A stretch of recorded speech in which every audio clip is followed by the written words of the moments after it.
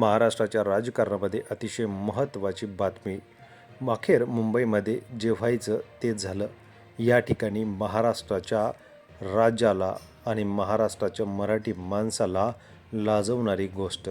अखेर भारतीय जनता पक्षाने कशा पद्धतीने मराठी माणसाला लाथाडलं हे दाखवून दिलं.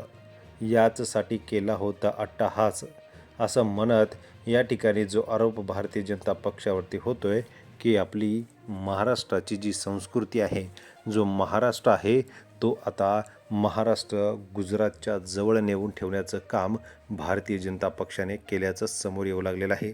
मंडळी, बातमी अतिशय महत्त्वाची आणि विचार करायला लावणारी. या महाराष्ट्राच्या मराठी माणसाला या ठिकाणी धुडकवणारी आणि लाथडणारी ही बातमी. यासाठी काळजीपूर्वक ऐका आणि चिंतन करा. हीच गोष्ट याच व्हिडिओमधून आता स्पष्ट होताना दिसत आहे. या ठिकाणी मुंबई वाचवण्यासाठी 2 ठाकरे बंधू एकत्र आले, मात्र आपल्याच मराठी माणसाने त्यांच्यावरती टीकाटिप्पणी करण्याचं षडयंत्र रचलं.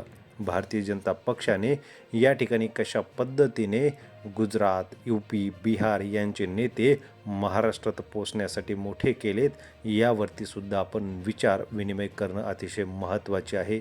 आणि ही सुरुवात झालेली आहे महाराष्ट्रामध्ये. महाराष्ट्राच्या बाहेरच्या राज्यामध्ये एकही मराठी माणूस, आमदार, खासदार, मंत्री आपल्याला दिसणार नाही. मात्र मुंबईमध्ये भारतीय जनता पक्षाच्या कृपेने या ठिकाणी नगरसेवक, आमदार, खासदार आणि मंत्री मात्र अमराठी माणूस भारतीय जनता पक्षाने डोक्यावरती बसून घेतलेला आहे. आणि याचसाठी राज ठाकरे वारंवार प्रयत्न करत आहेत.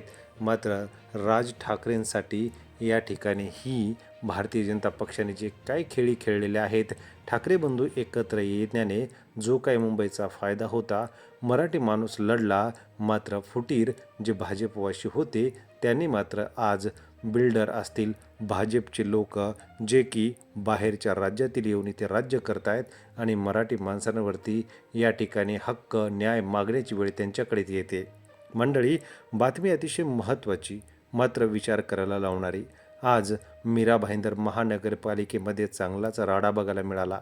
मीरा भाईंदर या ठिकाणी डिंपल मेहता या ठिकाणी ज्या आमदार महोदय आहेत यांच्या वहिनीसाहेब आज या ठिकाणी महापौर म्हणून विराजमान झाल्या. मीरा भाईंदर महानगरपालिका ही मुंबईच्या जवळ आणि वेशीला लागून, मात्र या ठिकाणी गुजरातीकरण जोरदार सुरू आहे. आणि याचाच धिक्कार करण्यासाठी आज मराठी एकीकरण समितीने आवाज उठवला.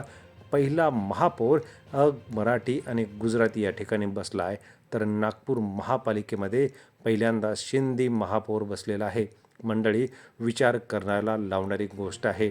तर या ठिकाणी मुंबईमध्ये परप्रांतीयांची वाढणारी दहशत आणि यावरून आपल्याला काय वाटतं कमेंट करा. चॅनलला सबस्क्राईब करा. धन्यवाद.